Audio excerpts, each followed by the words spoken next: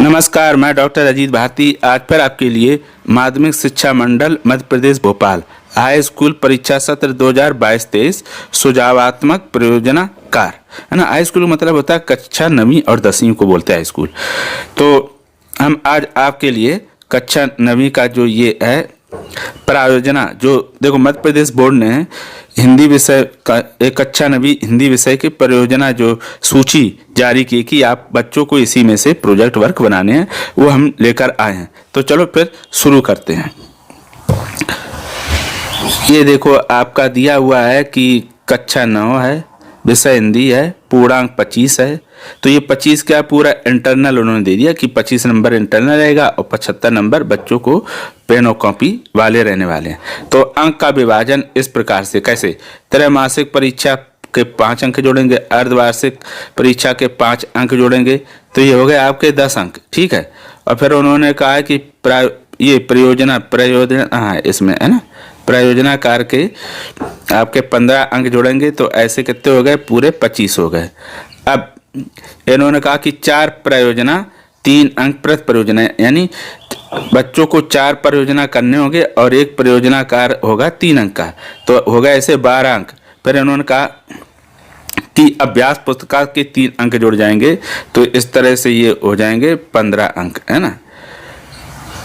अब फिर बोर्ड कहता है कि उपरोक्त अंक विभाजन केवल वार्षिक परीक्षा के लिए निर्धारित है। उन्होंने कहा जो ये अंक विभाजन ये परीक्षा जो बोर्ड वो वार्षिक परीक्षा होगी उसी के आधार पर बना है, यानी उसी के लिए ये लागू है। फिर दिया त्रैमासिक एवं अर्धवार्षिक परीक्षा में 25 अंक का आंतरिक मूल्यांकन विद्यालय स्तर पर किया जाएगा, यानी जो 25 अंक का आंतरिक मूल्यांकन जिसको इंटरनल असेसमेंट कहते हैं, ये स्कूल की तरफ से ही कराई जाएंगी परीक्षाएं या प्रोजेक्ट के वर्क में, और वही देगा, और 75 पेन कॉपी के होंगे। अब आते हैं सूची पर। तो बोर्ड ने सूची देखो, यानी प्रोजेक्ट वर्क दिए हैं, आपको इन्हीं में से करना, अपने मन से कुछ भी नहीं बनाना। तो पहला इन्होंने दिया कि आप प्रतिदिन दूरदर्शन पर विज्ञापन देखते सुनते हैं और इनमें से कुछ आपकी जुबान पर चढ़ जाते हैं। आप अपनी पसंद की किन्हीं 2 वस्तुओं पर विज्ञापन तैयार कीजिए। इन्होंने ये सीधे ये कहा कि अपनी पसंद के किन्हीं 2 वस्तुओं पर विज्ञापन बनाओ। कौन से, जो टीवी पर आप, यानी दूरदर्शन का अर्थ है यहाँ पर टीवी पर दिखाए जाने वाले विज्ञापन। तो उनमें जो विज्ञापन दिखाए जाते हैं उनमें से जो भी आपके 2 पसंद हो उन पर आप क्या कर लो, विज्ञापन तैयार कर लेना। उसके बाद फिर आया है दूसरा। तो दूसरे में दिया कि पशु पक्षियों पर लिखी कविताओं का संग्रह एकत्रित कीजिए और उनके चित्र के साथ उन्हें प्रदर्शित कीजिए। ऐसे समझो, कहा कि पशु पक्षियों पर लिखी कविताओं का संग्रह एकत्र कीजिए। अब संग्रह जैसे पत्रिकाओं से संग्रह कर सकते हो, समाचार पत्र में दिए होते हैं, और उनके चित्र के साथ उन्हें प्रदर्शित करो, यानी चित्र भी उनके बनाने होंगे, एल्बम जैसा बना के आप तैयार कर लो। तीसरा दिया है कि आपने कभी अपने माता पिता मित्रों परिचित के साथ गांव की यात्रा की होगी, वहां की फसलों और पेड़ पौधों का चित्रण कीजिए, उनके चित्रों को प्रदर्शित कीजिए।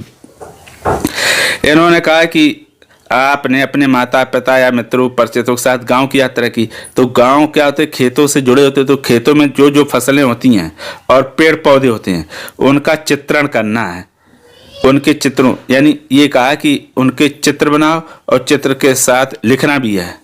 अब आता है बिंदु नंबर 4। तो इसमें इन्होंने कहा है, बिंदु क्या प्रश्न है, वर्षा के आने पर आसपास के वातावरण में हुए परिवर्तनों को ध्यान से देखकर एक अनुच्छेद लिखिए। वर्षा ऋतु संबंधी चित्रों को बनाइए। इन्होंने सिर्फ इतना कहा कि जब बारिश होती है तो हमारे आसपास के वातावरण में बहुत सारा परिवर्तन, चेंजेस आता है, तो उस पर आपको लिखना है अनुच्छेद और साथ में चित्र बनाना है, बस इतना ध्यान रखो। अब आता है बिंदु नंबर 5, यानी प्रश्न नंबर 5। तो कुछ ऐसे व्यक्ति भी हुए हैं जिनकी जन्मभूमि अन्य देश है, लेकिन उन्होंने अपनी कर्मभूमि भारत को बनाया है। ऐसे किसी एक व्यक्ति की जानकारी एकत्रित कर संक्षिप्त लेख तैयार कीजिए।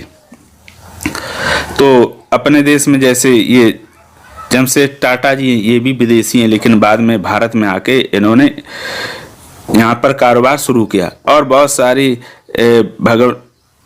ये भगनी निवेदिता, वो भी विदेशी हैं, फिर उन्होंने यहाँ आकर काम किया। ऐसे बहुत सारे हैं उनके। आप तो ऐसा व्यक्ति जिसका जन्म विदेश में हुआ और यहाँ रहकर उसने देश की सेवा की, ऐसे व्यक्ति पर संक्षिप्त लेख तैयार करना है। फिर आता है प्रश्न नंबर 6। भारतीय ऋतु चक्र में 6 ऋतुएं मानी गई हैं। उन सभी ऋतुओं के नाम लिखकर किसी एक ऋतु पर अनुच्छेद लिखो। बहुत अच्छा दिया, यानी 6 ऋतुएं हैं तो आप 6 ऋतुओं के नाम लिख लो और जो आपको अच्छा लगता है उस ऋतु पर अनुच्छेद लिखो। फिर आता है प्रश्न नंबर 7। अपने घर के आसपास देखिए और पता लगाइए कि नगर पालिका ने क्या क्या काम करवाए हैं। हमारी भूमिका उसमें क्या हो सकती है, लिखिए। अब समस्या किनको आएगी? अब जैसे जो गांव में रहता है उन्होंने नगर पालिका के बारे में कोई खास जानकारी नहीं होगी, तो वो क्या करेंगे, एक बार नगर पालिका जाएंगे और देखेंगे भी, या फिर उनका कोई परिचित हो, वहाँ आप गए होंगे तो वहाँ देखा होगा, है ना, किसी न किसी के रिलेटिव नगर पालिका में रहते ही हैं। अब नगर पालिका रहती है कैसी, आपकी तहसील लेवल की, तो वहाँ गए होंगे और नहीं गए तो जाकर देखिएगा जरूर और बस उसी में अपनी भूमिका भी दर्शा दीजिएगा। पर 8वां प्रश्न दिया है कि हिंदी विक्रम संवत कैलेंडर के हिंदी मासों के नाम की सूची बनाइए। यानी जो हिंदी महीने उनके नाम, जैसे सावन, भादौ, क्वार, इसकी सूची बनानी है तथा उन मासों में आने वाले राष्ट्रीय धार्मिक पर्वों का चित्र सहित वर्णन कीजिए। यानी जो हिंदी कैलेंडर के अनुसार महीने में कौन कौन से राष्ट्रीय त्यौहार आते हैं। राष्ट्रीय त्यौहार कौन से? 15 अगस्त, 26 जनवरी और तुम्हारा वो गांधी जयंती। तो ये आपको हिंदी कैलेंडर के हिसाब से निकालना है। और धार्मिक यानी दीपावली, होली कब आती है तो महीना बताना है और उसका चित्र भी बनाना है। अगला आता है अब अपना प्रश्न नंबर 9। आपने अपने बचपन के खेलों में लंगड़ी टांग, पकड़म पकड़ाई और अन्य कई खेल खेले होंगे।